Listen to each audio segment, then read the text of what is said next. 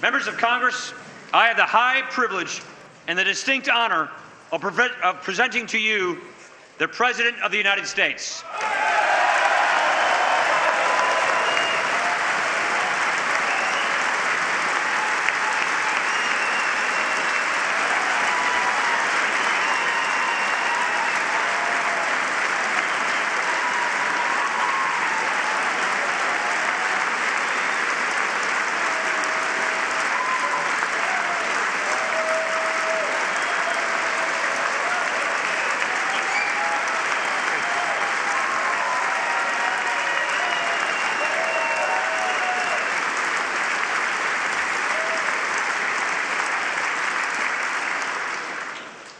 Mr. Speaker, Mr. Vice President, members of Congress, the First Lady of the United States, and my fellow Americans.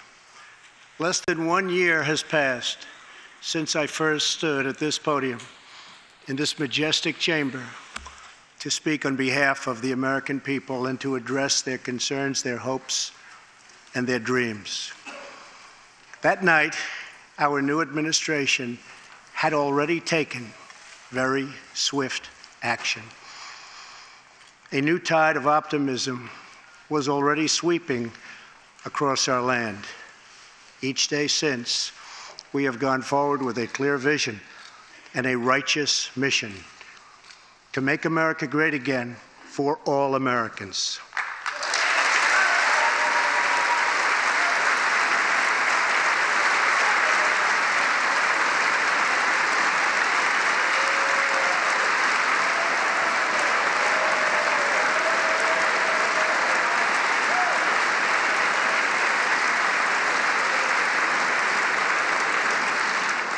Over the last year, we have made incredible progress and achieved extraordinary success. We have faced challenges we expected and others we could never have imagined. We have shared in the heights of victory and the pains of hardship. We have endured floods and fires and storms. But through it all, we have seen the beauty of America's soul and the steel in America's spine. Each test has forged new American heroes to remind us who we are and show us what we can be. We saw the volunteers of the Cajun Navy racing to the rescue with their fishing boats to save people in the aftermath of a totally devastating hurricane. We saw strangers shielding strangers from a hail of gunfire on the Las Vegas Strip. We heard tales of Americans like Coast Guard Petty Officer Ashley Leopard, who is here tonight in the gallery with Melania.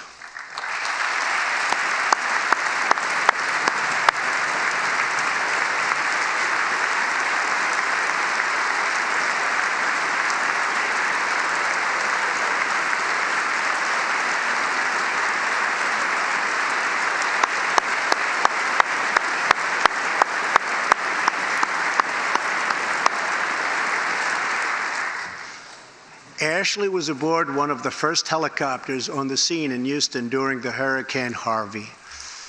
Through 18 hours of wind and rain, Ashley braved live power lines and deep water to help save more than 40 lives.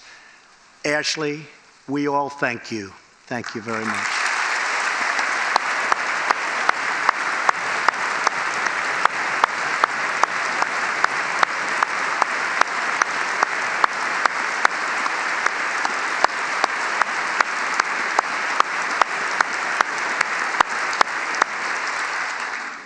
We heard about Americans like firefighter David Dahlberg. He's here with us also. David faced down walls of flame to rescue almost 60 children trapped at a California summer camp threatened by those devastating wildfires.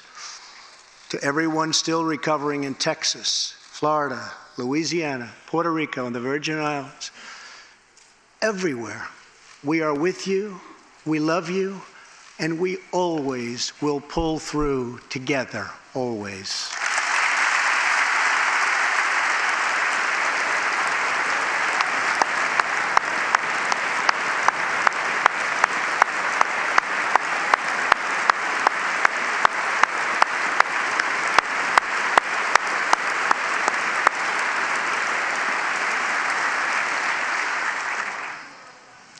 Thank you to David and the brave people of California. Thank you very much, David. Great job. Some trials over the past year touched this chamber very personally. With us tonight is one of the toughest people ever to serve in this House, a guy who took a bullet, almost died, and was back to work 3.5 months later, the legend from Louisiana, Congressman Steve Scalise.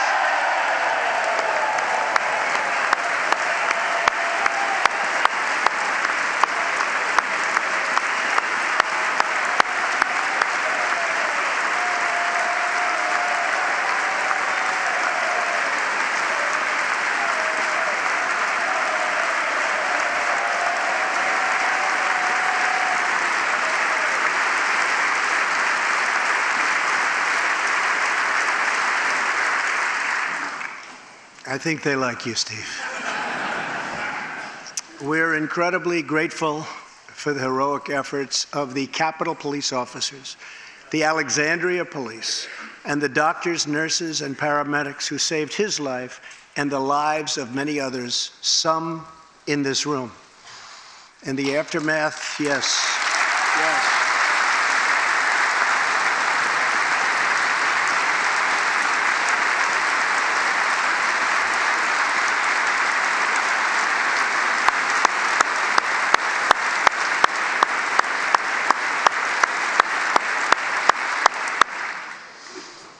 In the aftermath of that terrible shooting, we came together, not as Republicans or Democrats, but as representatives of the people. But it is not enough to come together only in times of tragedy. Tonight, I call upon all of us to set aside our differences, to seek out common ground, and to summon the unity we need to deliver for the people. This is really the key. These are the people we were elected to serve.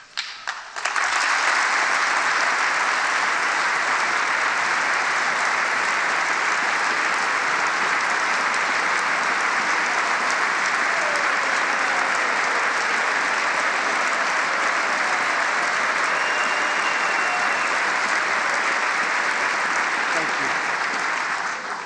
you. Over the last year, the world has seen what we always knew, that no people on earth are so fearless or daring or determined as Americans. If there is a mountain, we climb it. If there's a frontier, we cross it. If there's a challenge, we tame it. If there's an opportunity, we seize it. So let's begin tonight by recognizing that the state of our union is strong, because our people are strong.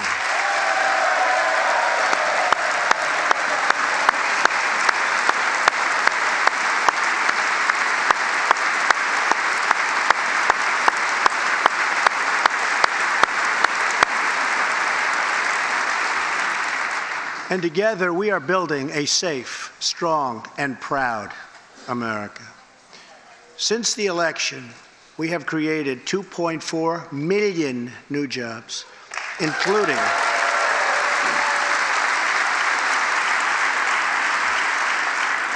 including 200,000 new jobs in manufacturing alone.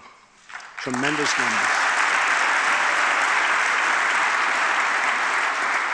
After years and years of wage stagnation, we are finally seeing rising wages.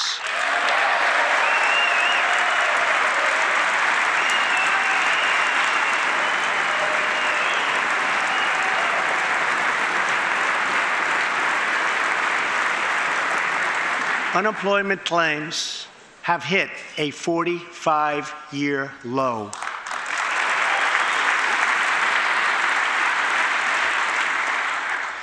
And something I'm very proud of, African American unemployment stands at the lowest rate ever recorded.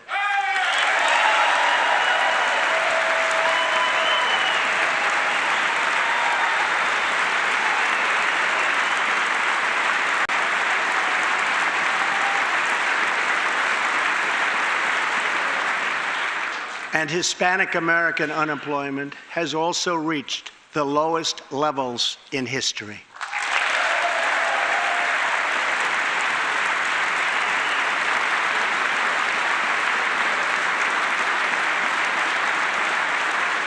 Small business confidence is at an all-time high. The stock market has smashed one record after another, gaining $8 trillion and more in value in just this short period of time. The great news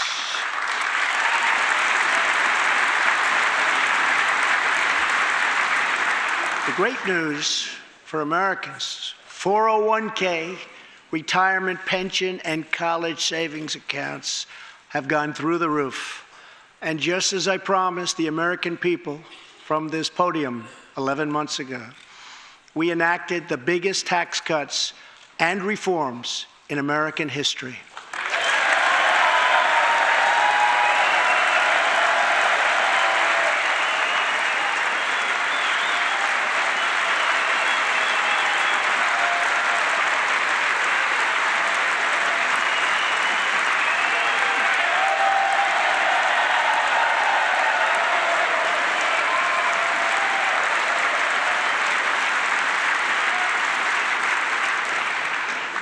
Our massive tax cuts provide tremendous relief for the middle class and small business.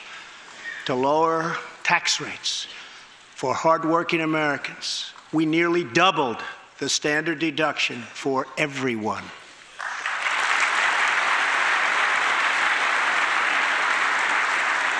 Now, the first $24,000 earned by a married couple is completely tax-free.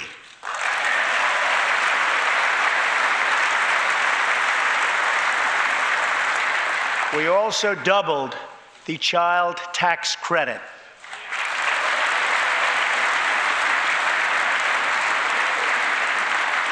A typical family of four making $75,000 will see their tax bill reduced by $2,000, slashing their tax bill in half.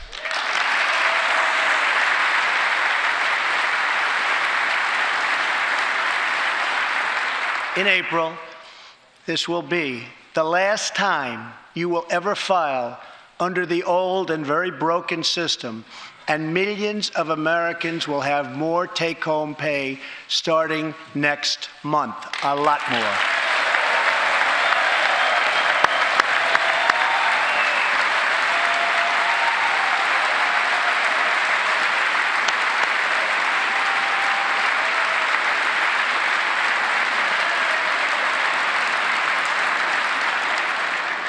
We eliminated an especially cruel tax that fell mostly on Americans making less than $50,000 a year, forcing them to pay tremendous penalties simply because they couldn't afford government-ordered health plans. We repealed the core of the disastrous Obamacare. The individual mandate is now gone. Thank you.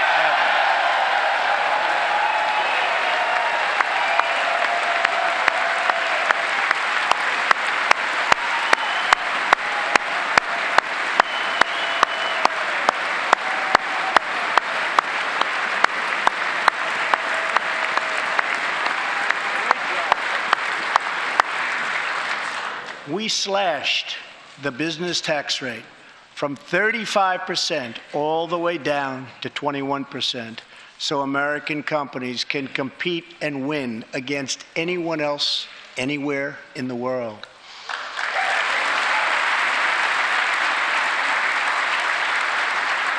These changes alone are estimated to increase average family income by more than $4,000.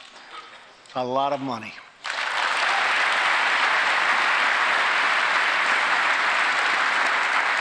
Small businesses have also received a massive tax cut and can now deduct 20% of their business income.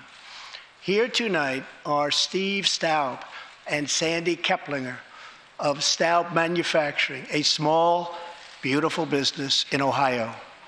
They've just finished the best year in their 20-year history.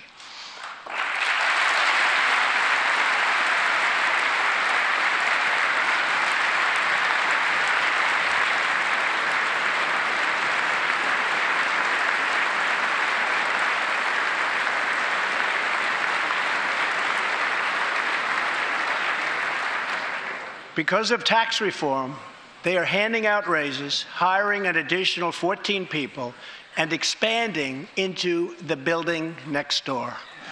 Good feeling.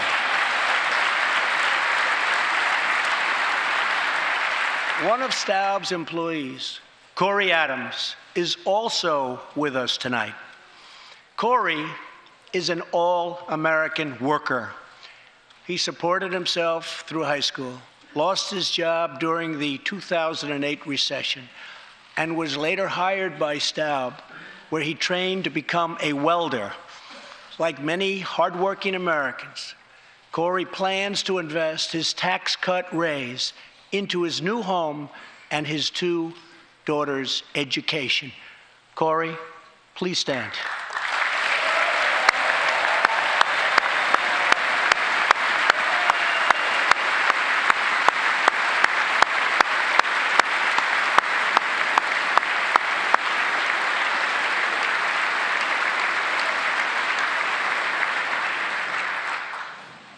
And he's a great welder. I was told that by the man that owns that company that's doing so well. So congratulations, Corey. Since we passed tax cuts, roughly 3 million workers have already gotten tax cut bonuses, many of them thousands and thousands of dollars per worker, and it's getting more every month, every week. Apple has just announced it plans to invest a total of $350 billion in America and hire another 20,000 workers.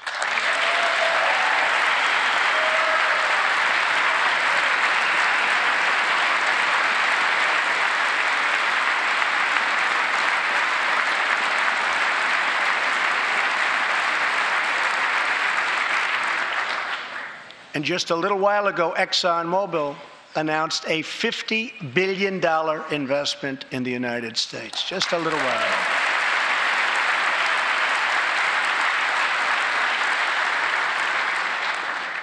This, in fact, is our new American moment. There has never been a better time to start living the American dream. So to every citizen watching at home tonight, no matter where you've been or where you've come from, this is your time. If you work hard, if you believe in yourself, if you believe in America, then you can dream anything. You can be anything. And together, we can achieve absolutely anything.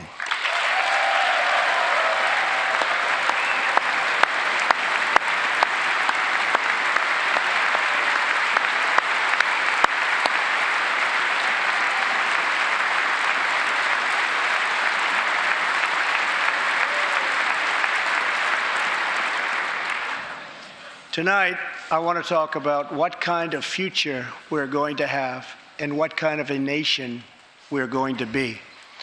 All of us together as one team, one people, and one American family can do anything.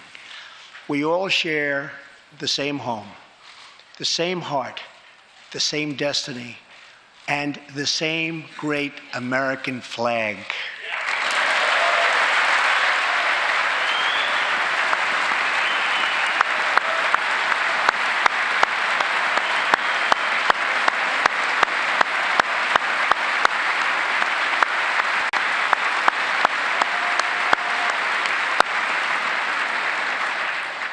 Together, we are rediscovering the American way.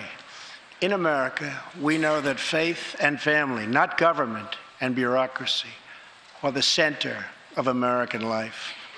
The motto is, "In God we trust."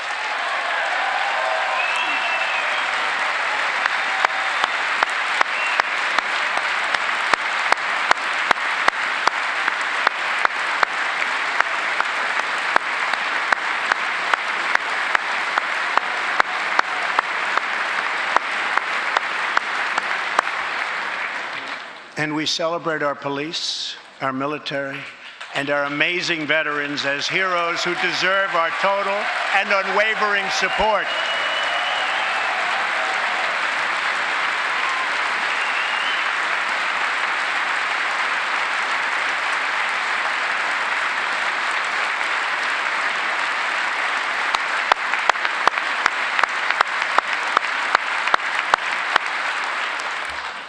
Here tonight is Preston Sharp, a 12-year-old boy from Redding, California, who noticed that veterans' graves were not marked with flags on Veterans Day.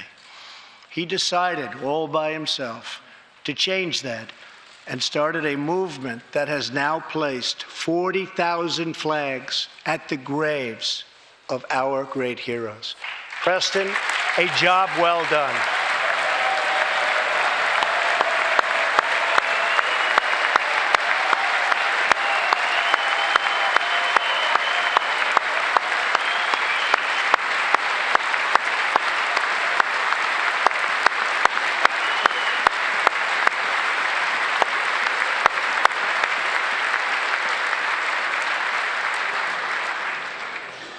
Young patriots like Preston teach all of us about our civic duty as Americans. And I met Preston a little while ago, and he is something very special that I can tell you. Great future. Thank you very much for all you've done, Preston. Thank you very much.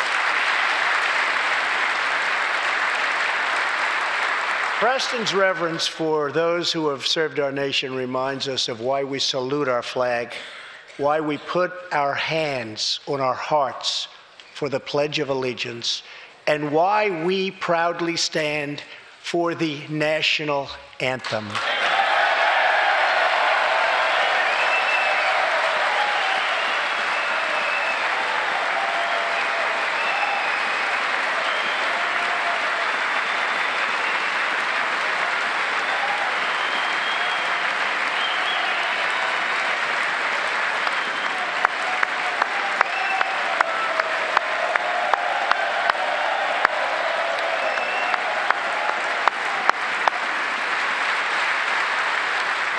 Americans love their country, and they deserve a government that shows them the same love and loyalty in return.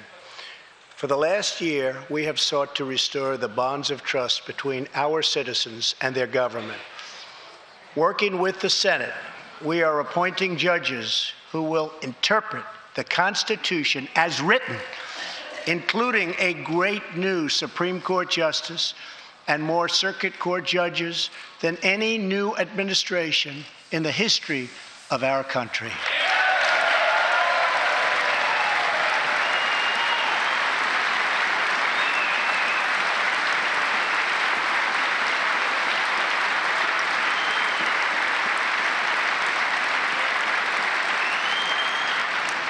We are totally defending our Second Amendment and have taken historic actions to protect religious liberty.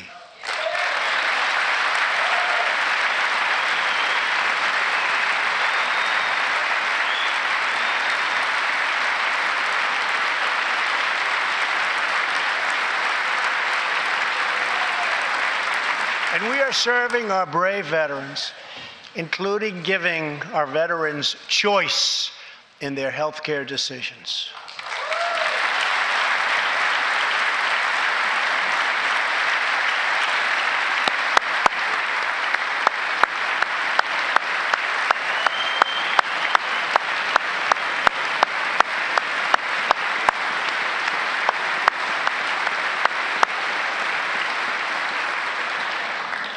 Last year, Congress also passed, and I signed, the landmark VA Accountability Act.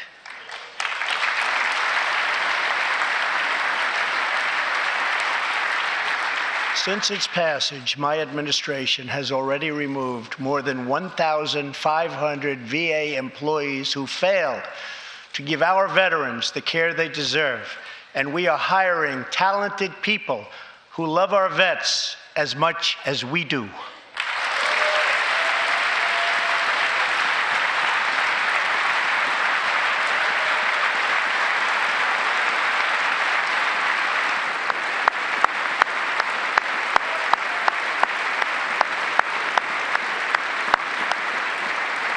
And I will not stop until our veterans are properly taken care of, which has been my promise to them from the very beginning of this great journey.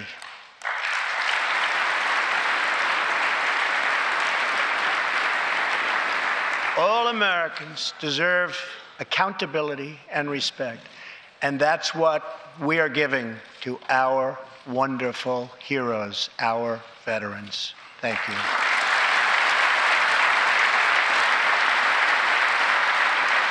So tonight I call on Congress to empower every cabinet secretary with the authority to reward good workers and to remove federal employees who undermine the public trust or fail the American people.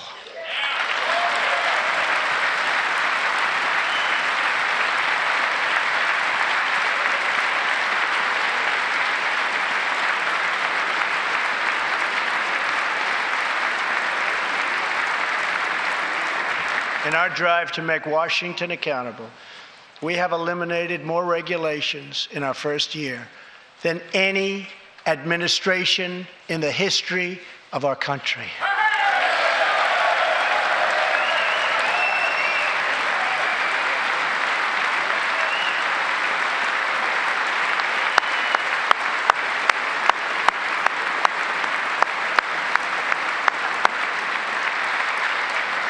We have ended the war on American energy, and we have ended the war on beautiful, clean coal.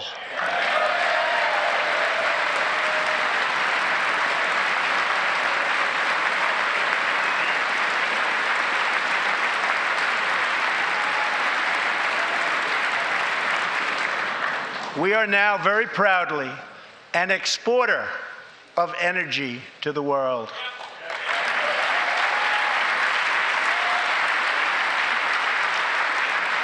In Detroit, I halted government mandates that crippled America's great, beautiful auto workers so that we can get Motor City revving its engines again, and that's what's happening.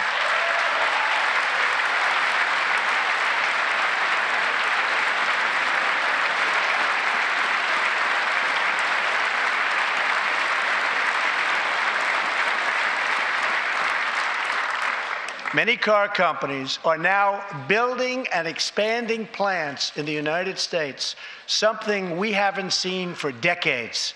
Chrysler is moving a major plant from Mexico to Michigan. Toyota and Mazda are opening up a plant in Alabama, a big one, and we haven't seen this in a long time. It's all coming back.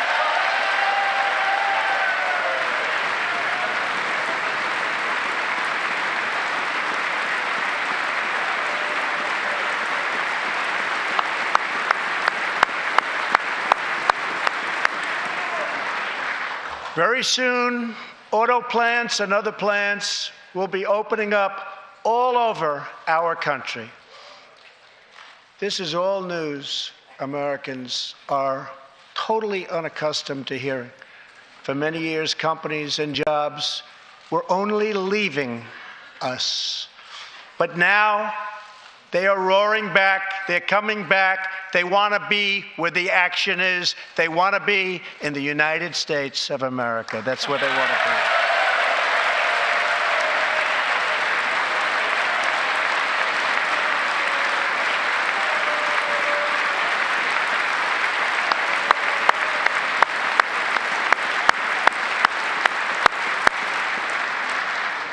Exciting progress is happening every single day.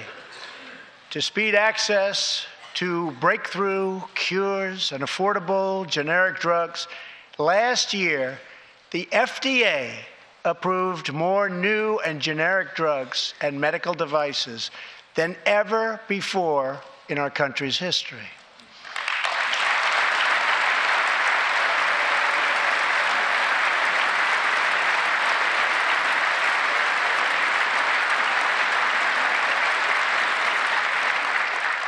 We also believe that patients with terminal conditions, terminal illness, should have access to experimental treatment immediately that could potentially save their lives. People who are terminally ill should not have to go from country to seek a cure.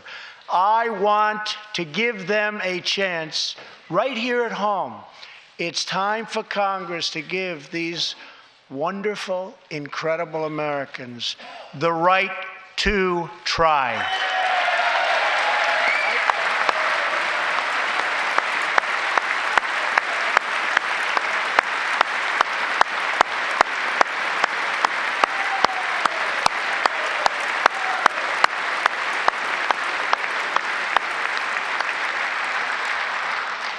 One of my greatest priorities is to reduce the price of prescription drugs.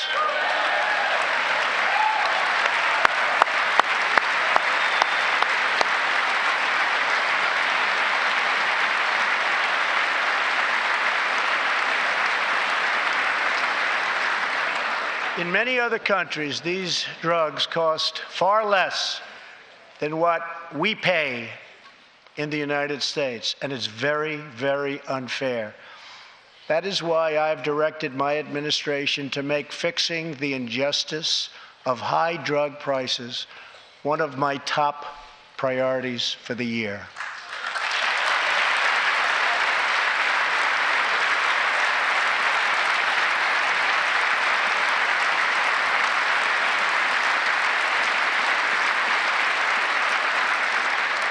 And prices will come down substantially. Watch. America has also finally turned the page on decades of unfair trade deals that sacrificed our prosperity and shipped away our companies, our jobs, and our wealth. Our nation has lost its wealth, but we're getting it back so fast. The era of economic surrender is totally over.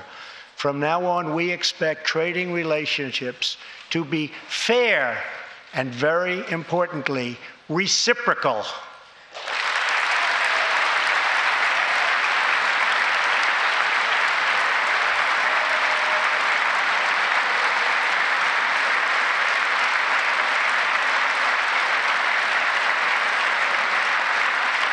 We will work to fix bad trade deals and negotiate new ones, and they'll be good ones, but they'll be fair.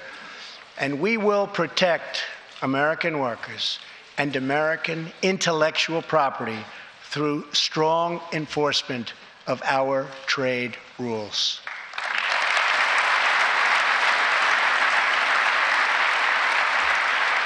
As we rebuild our industries, it is also time to rebuild our crumbling infrastructure.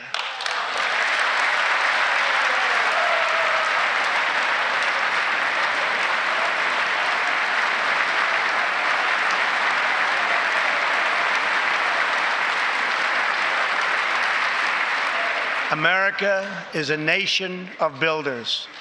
We built the Empire State Building in just 1 year. Isn't it a disgrace that it can now take 10 years just to get a minor permit approved for the building of a simple road?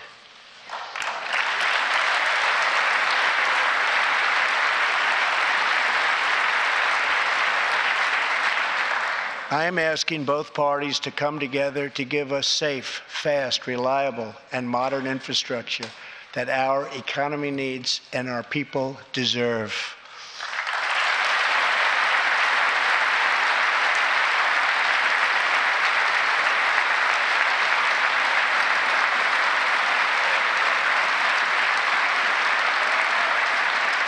Tonight, I'm calling on Congress to produce a bill that generates at least $1.5 trillion for the new infrastructure investment that our country so desperately needs. Every federal dollar should be leveraged by partnering with state and local governments and, where appropriate, tapping into private sector investment to permanently fix the infrastructure deficit, and we can do it.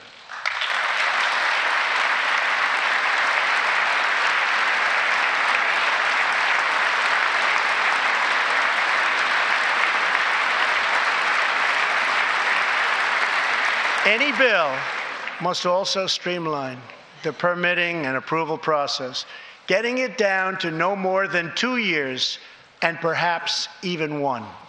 Together, we can reclaim our great building heritage.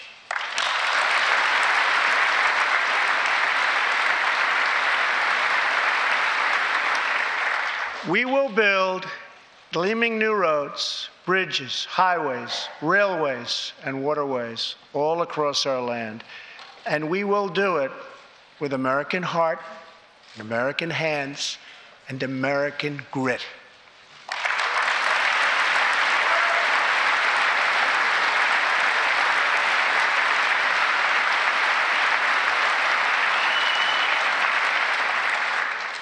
We want every American to know the dignity of a hard day's work. We want every child to be safe in their home at night. And we want every citizen to be proud of this land that we all love so much. We can lift our citizens from welfare to work, from dependence to independence, and from poverty to prosperity. As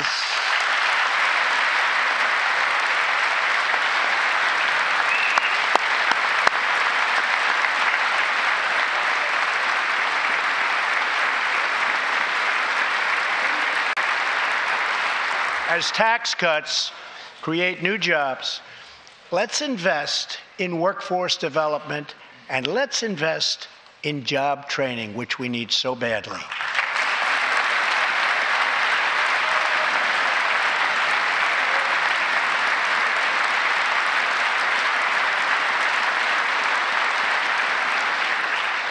Let's open great vocational schools so our future workers can learn a craft and realize their full potential.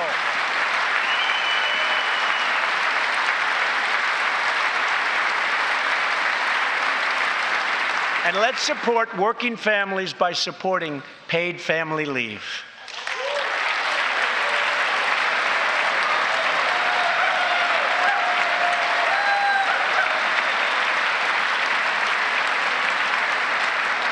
As America regains its strength, opportunity must be extended to all citizens. That is why this year we will embark on reforming our prisons to help former inmates who have served their time get a second chance at life.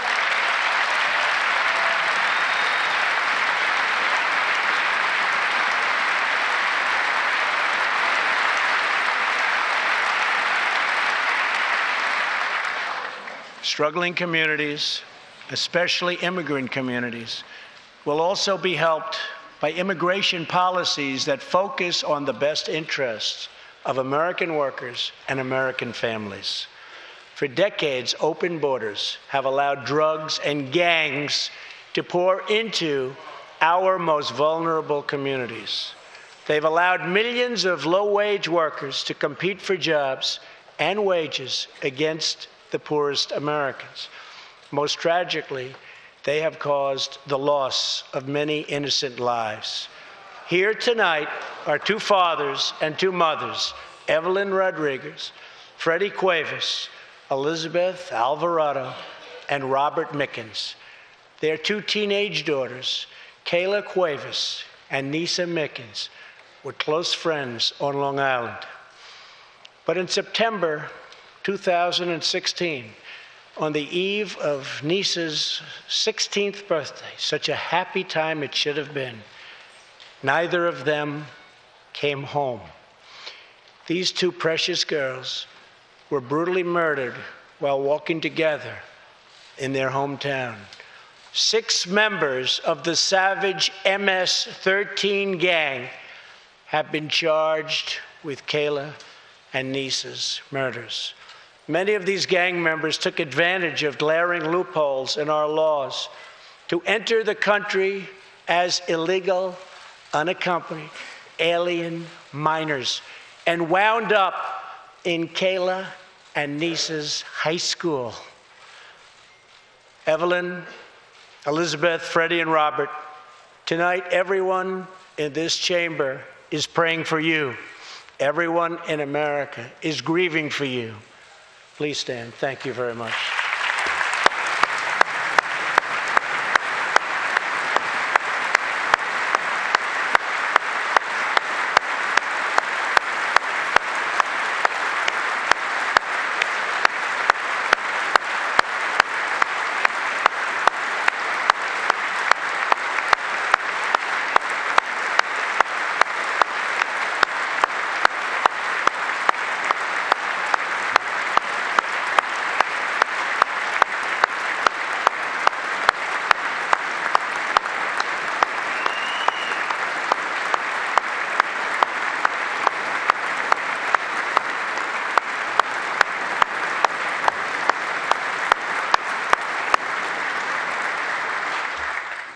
want you to know that 320 million hearts are right now breaking for you. We love you. Thank you.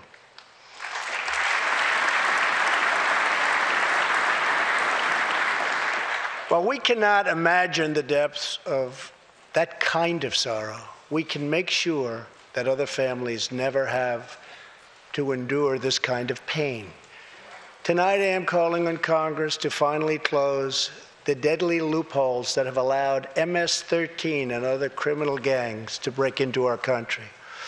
We have proposed new legislation that will fix our immigration laws and support our ICE and Border Patrol agents. These are great people. These are great, great people that work so hard in the midst of such danger so that this can never happen again.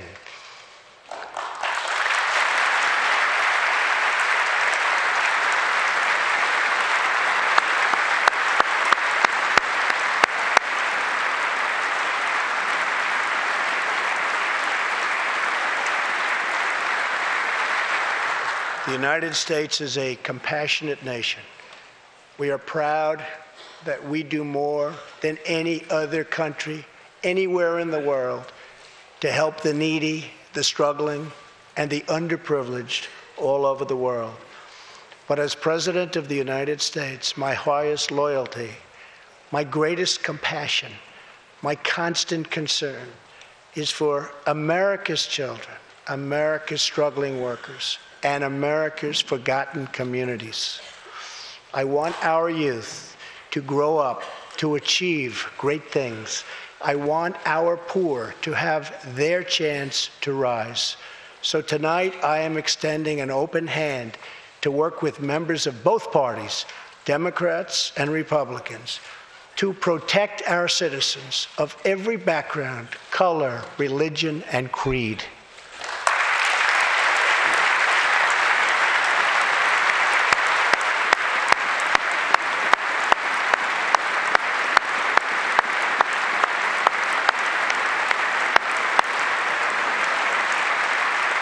My duty, and the sacred duty of every elected official in this chamber, is to defend Americans, to protect their safety, their families, their communities, and their right to the American dream. Because Americans are dreamers too.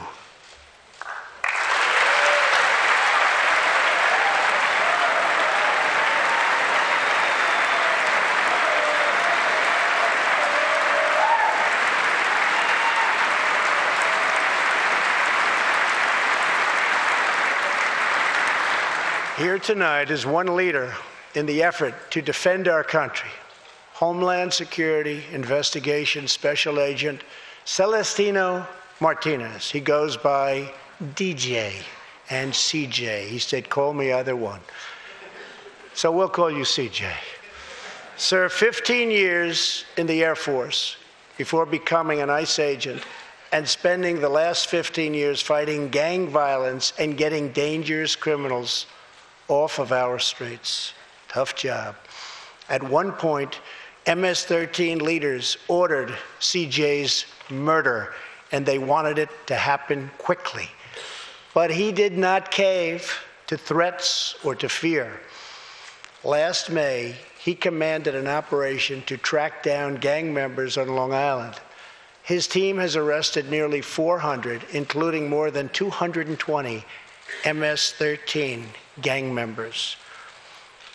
And I have to tell you what the Border Patrol and ICE have done. We have sent thousands and thousands and thousands of MS-13 horrible people out of this country or into our prisons. So I just want to congratulate you, CJ. You're a brave guy. Thank you very much.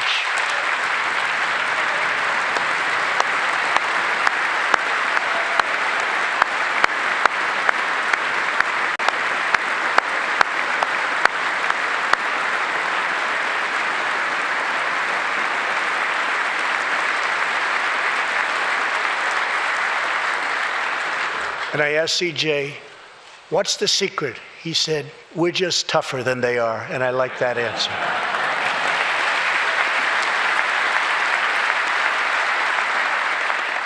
Now let's get Congress to send you, and all of the people in this great chamber have to do it. We have no choice.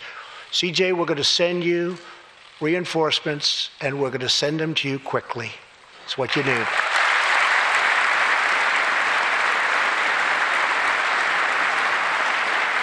Over the next few weeks, the House and Senate will be voting on an immigration reform package.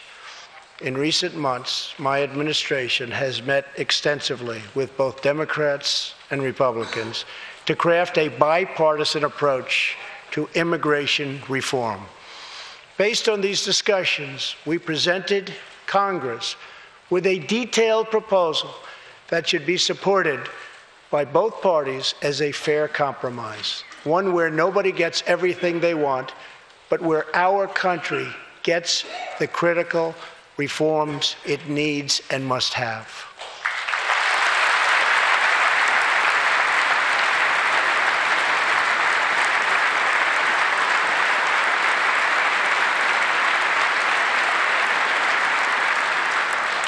Here are the 4 pillars of our plan.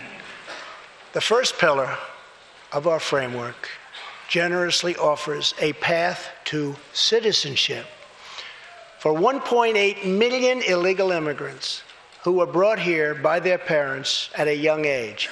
That covers almost 3 times more people than the previous administration covered.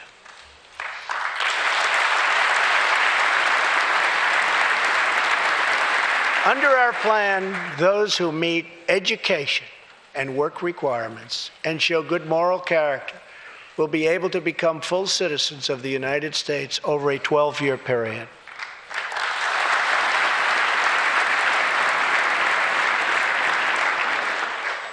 The second pillar fully secures the border.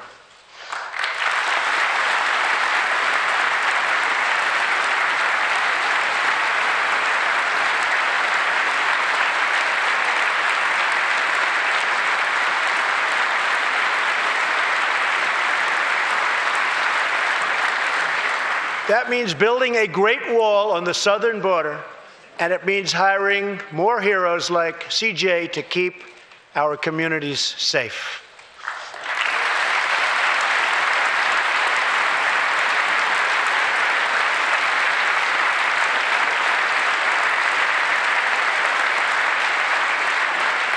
Crucially, our plan closes the terrible loopholes exploited by criminals and terrorists to enter our country, and it finally ends the horrible and dangerous practice of catch and release.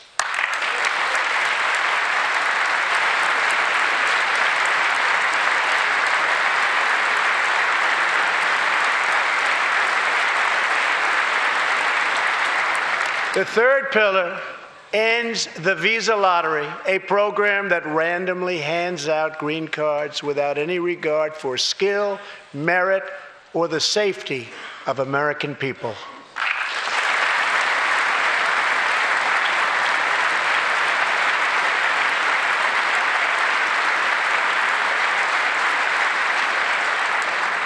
It's time to begin moving toward a merit-based immigration system. One that admits people who are skilled, who want to work, who will contribute to our society, and who will love and respect our country.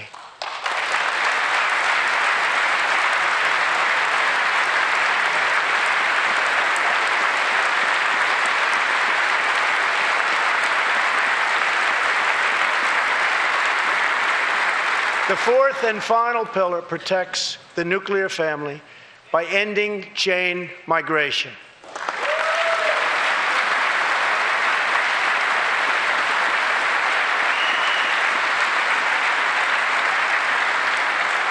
Under the current broken system, a single immigrant can bring in virtually unlimited numbers of distant relatives. Under our plan, we focus on the immediate family by limiting sponsorships to spouses and minor children.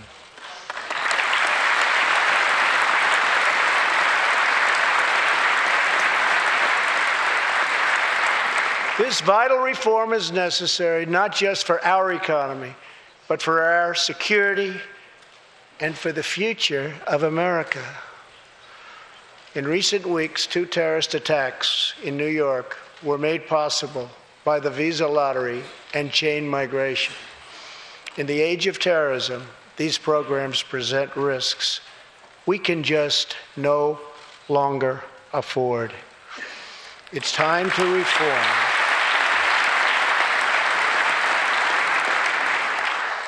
These outdated immigration rules and finally bring our immigration system into the 21st century.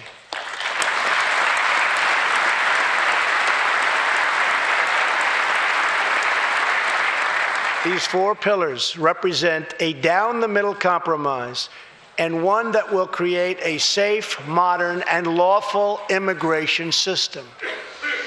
For over 30 years, Washington has tried and failed to solve this problem. This Congress can be the one that finally makes it happen. Most importantly, these 4 pillars will produce legislation that fulfills my ironclad pledge to sign a bill that puts America first.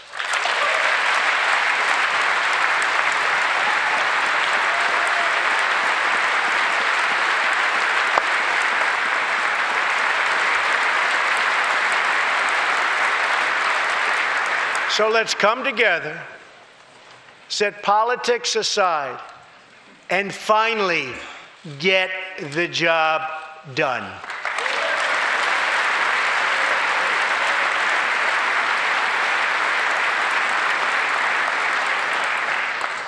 These reforms will also support our response to the terrible crisis of opioid and drug addiction. Never before has it been like it is now. It is terrible. We have to do something about it. In 2016, we lost 64,000 Americans to drug overdoses, 174 deaths per day, 7 per hour. We must get much tougher on drug dealers and pushers if we are going to succeed in stopping this scourge.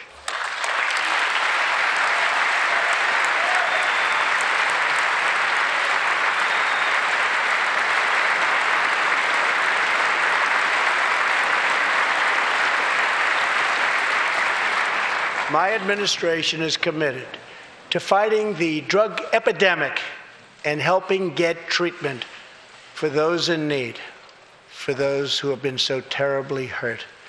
The struggle will be long and it will be difficult, but as Americans always do, in the end, we will succeed, we will prevail.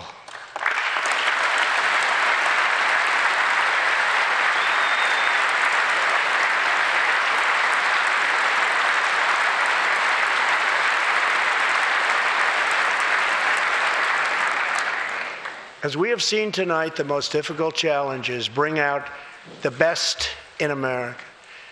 We see a vivid expression of this truth in the story of the Holetz family of New Mexico. Ryan Holetz is 27 years old, an officer with the Albuquerque Police Department. He's here tonight with his wife, Rebecca.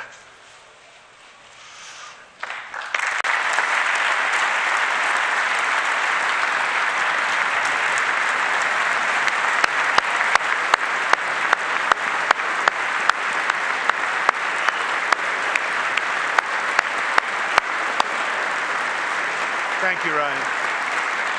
Last year, Ryan was on duty when he saw a pregnant, homeless woman preparing to inject heroin. When Ryan told her she was going to harm her unborn child, she began to weep. She told him she didn't know where to turn, but badly wanted a safe home for her baby. In that moment, Ryan said he felt God speak to him. You will do it because you can. He heard those words. He took out a picture of his wife, and their 4 kids. Then he went home to tell his wife, Rebecca. In an instant, she agreed to adopt. The Holets named their new daughter Hope. Ryan and Rebecca, you embody the goodness of our nation. Thank you.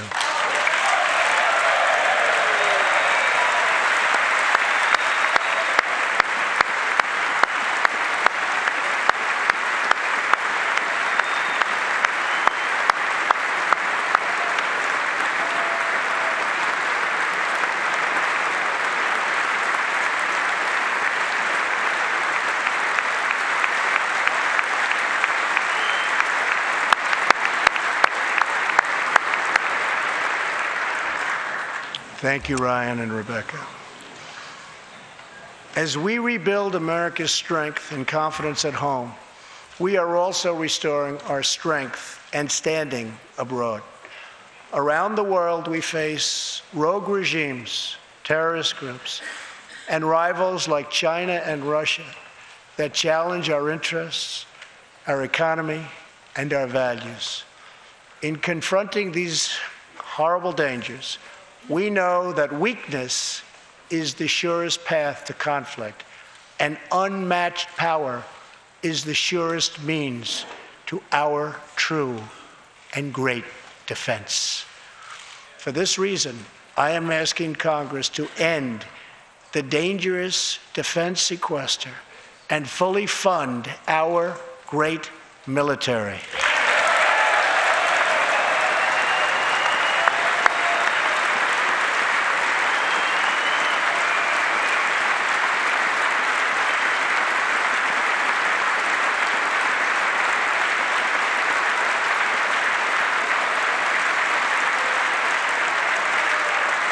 As part of our defense, we must modernize and rebuild our nuclear arsenal, hopefully never having to use it, but making it so strong and so powerful that it will deter any acts of aggression by any other nation or anyone else.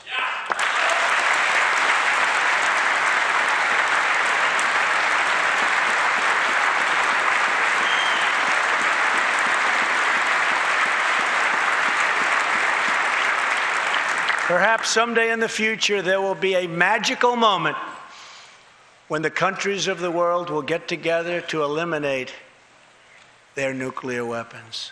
Unfortunately, we are not there yet, sadly. Last year, I also pledged that we would work with our allies to extinguish ISIS from the face of the earth. 1 year later, I am proud to report that the coalition to defeat ISIS has liberated very close to 100% of the territory just recently held by these killers in Iraq and in Syria and in other locations as well.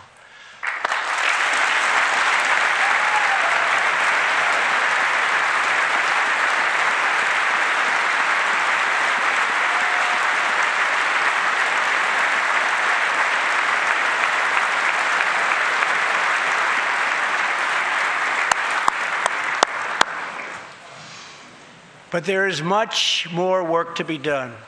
We will continue our fight until ISIS is defeated. Army Staff Sergeant Justin Peck is here tonight.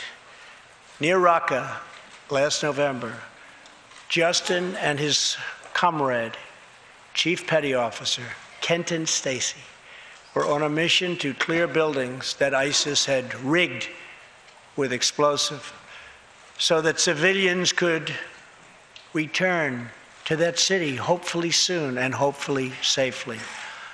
Clearing the second floor of a vital hospital, Kenton Stacy was severely wounded by an explosion. Immediately, Justin bounded into the booby-trapped and unbelievably dangerous and unsafe building and found Kenton, but in very, very bad shape. He applied pressure to the wound and inserted a tube to reopen an airway. He then performed CPR for 20 straight minutes during the ground transport and maintained artificial respiration through 2.5 hours and through emergency surgery.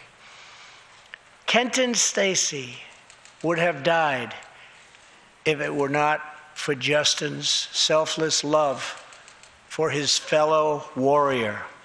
Tonight, Kenton is recovering in Texas.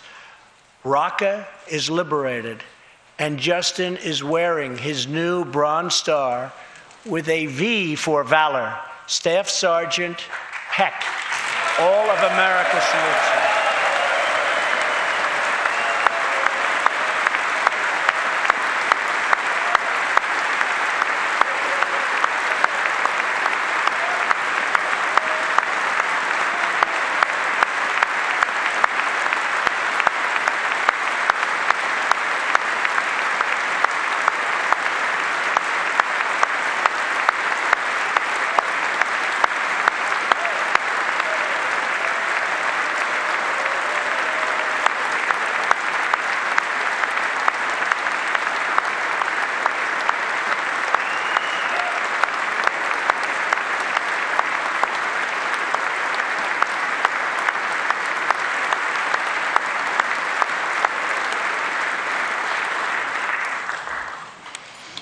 Terrorists who do things like place bombs in civilian hospitals are evil.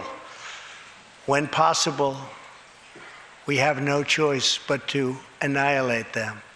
When necessary, we must be able to detain and question them. But we must be clear, terrorists are not merely criminals. They are unlawful enemy combatants.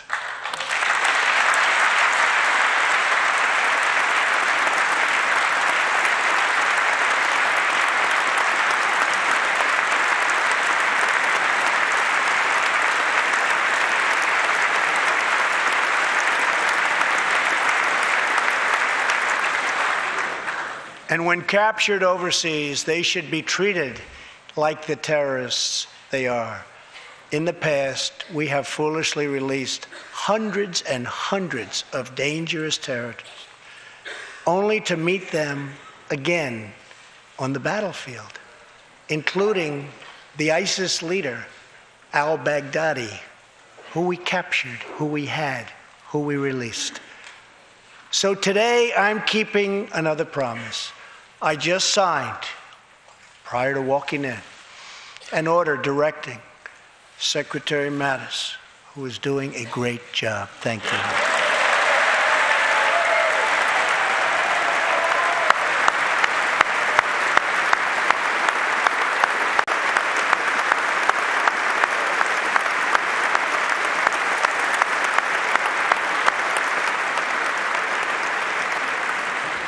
To re-examine our military detention policy and to keep open the detention facilities in Guantanamo Bay.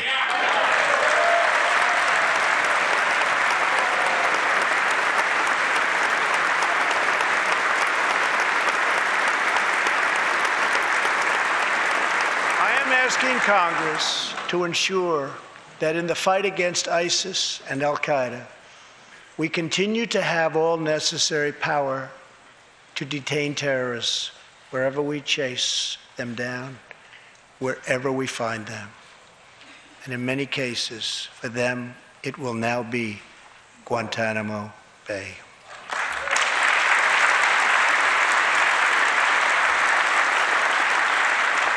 At the same time, as of a few months ago, our warriors in Afghanistan have new rules of engagement.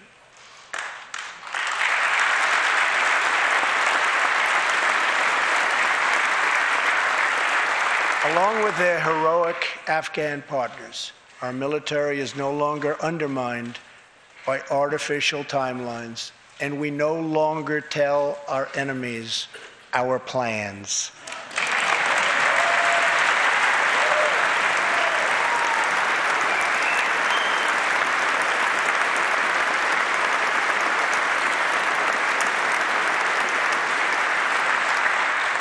Last month, I also took an action endorsed unanimously by the U.S. Senate just months before. I recognized Jerusalem as the capital of Israel.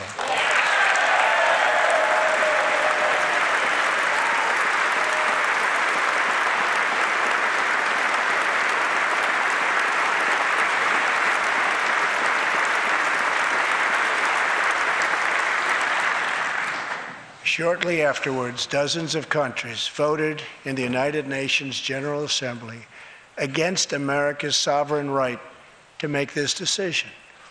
In 2016, American taxpayers generously sent those same countries more than $20 billion in aid.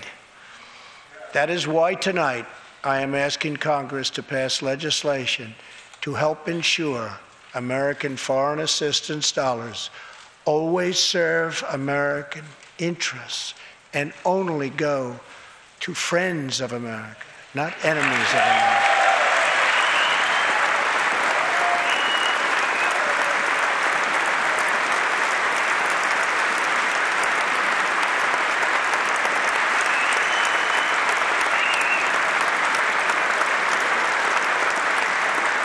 As we strengthen friendships all around the world, we are also restoring clarity about our adversaries. When the people of Iran rose up against the crimes of their corrupt dictatorship, I did not stay silent. America stands with the people of Iran in their courageous struggle for freedom.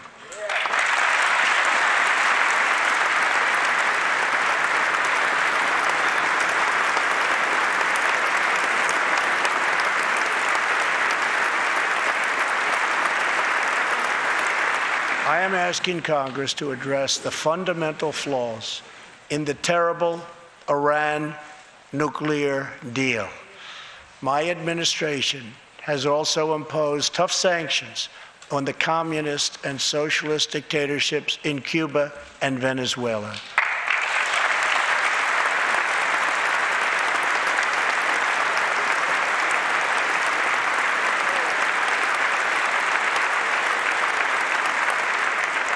But no regime has oppressed its own citizens more totally or brutally than the cruel dictatorship in North Korea. North Korea's reckless pursuit of nuclear missiles could very soon threaten our homeland. We are waging a campaign of maximum pressure to prevent that from ever happening. Past experience has taught us that complacency and concessions only invite aggression and provocation. I will not repeat the mistakes of past administrations that got us into this very dangerous position.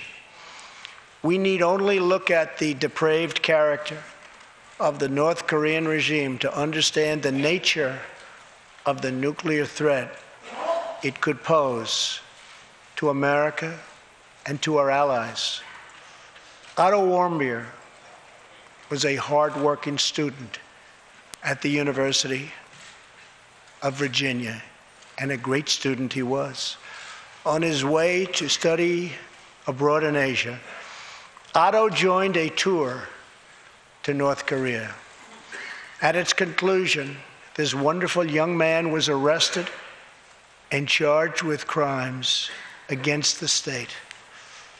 After a shameful trial, the dictatorship sentenced Otto to 15 years of hard labor before returning him to America last June, horribly injured and on the verge of death.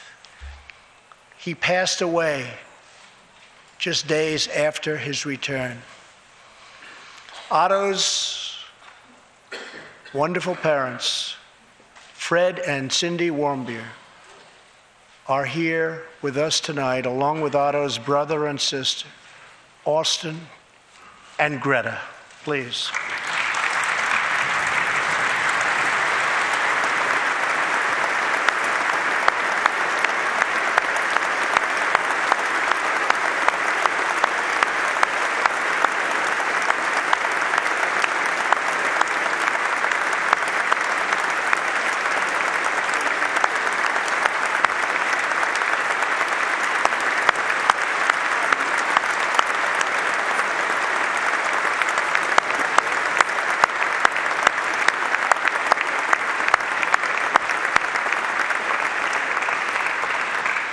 incredible people.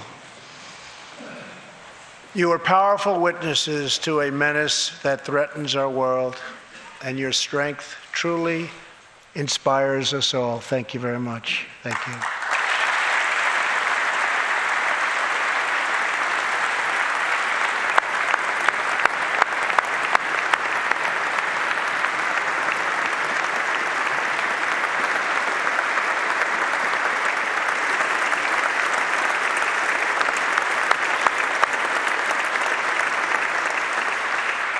Tonight, we pledge to honor Otto's memory with total American resolve. Thank you. Finally,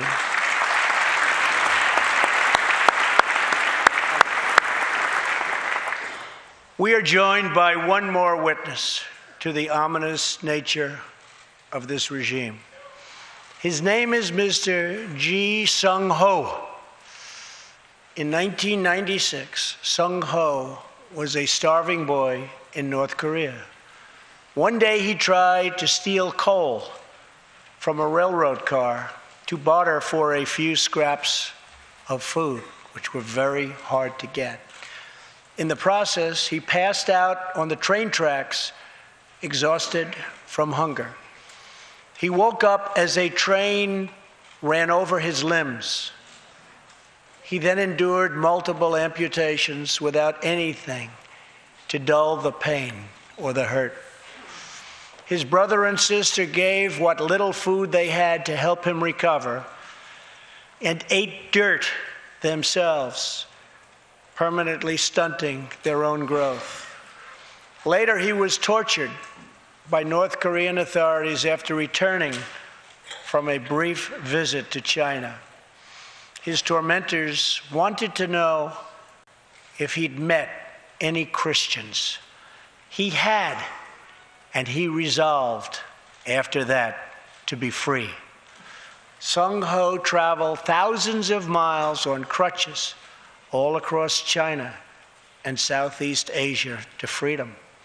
Most of his family followed. His father was caught trying to escape and was tortured to death. Today, he lives in Seoul, where he rescues other defectors and broadcasts into North Korea what the regime fears most, the truth. Today, he has a new leg, but Sung-ho, I understand you still keep those old crutches as a reminder of how far you've come. Your great sacrifice is an inspiration to us all. Please, thank you.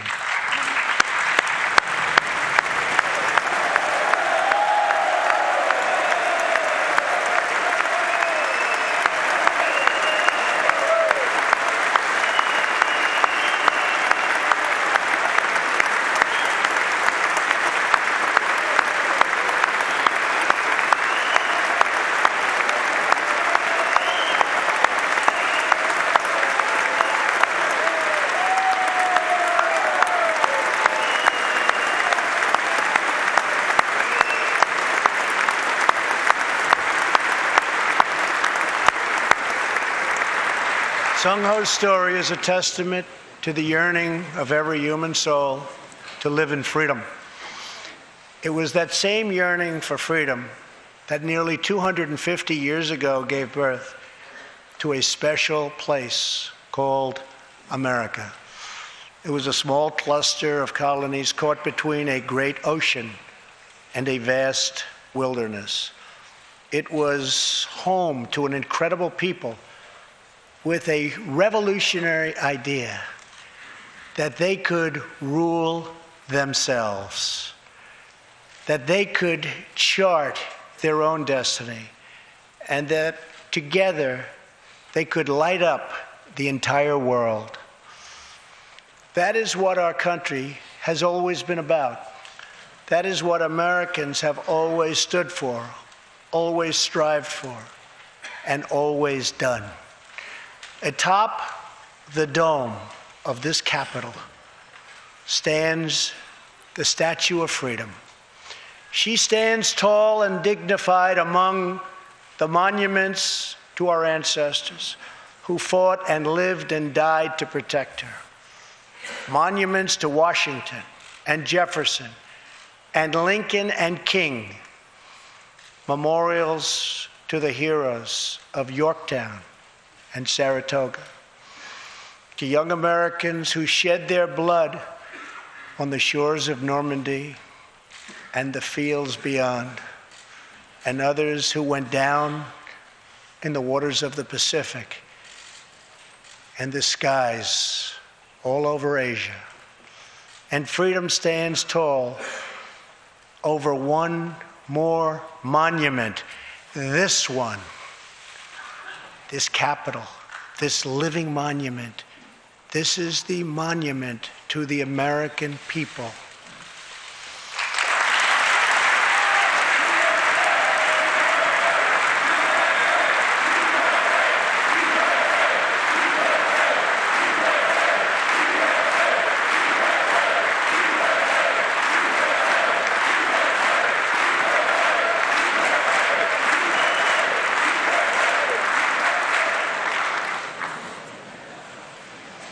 We're a people whose heroes live not only in the past, but all around us, defending hope, pride, and defending the American way. They work in every trade. They sacrifice to raise a family. They care for our children at home. They defend our flag abroad. And they are strong moms and brave kids. They are firefighters and police officers and border agents, medics and Marines. But above all else, they are Americans. And this capital, this city, this nation belongs entirely to them.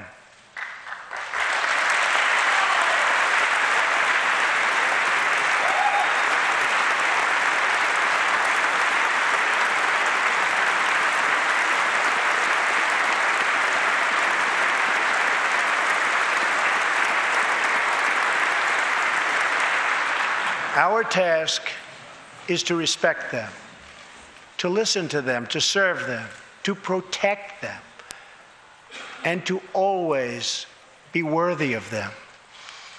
Americans fill the world with art and music. They push the bounds of science and discovery, and they forever remind us of what we should never, ever forget. The people dreamed this country. The people built this country.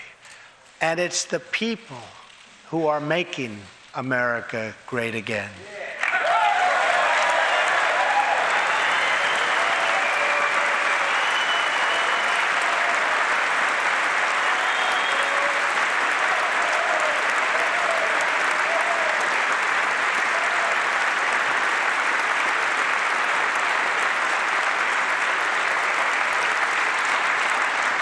As long as we are proud of who we are and what we are fighting for, there is nothing we cannot achieve. As long as we have confidence in our values, faith in our citizens, and trust in our God, we will never fail. Our families will thrive. Our people will prosper. And our nation will forever be safe and strong and proud and mighty and free. Thank you, and God bless America. Good night.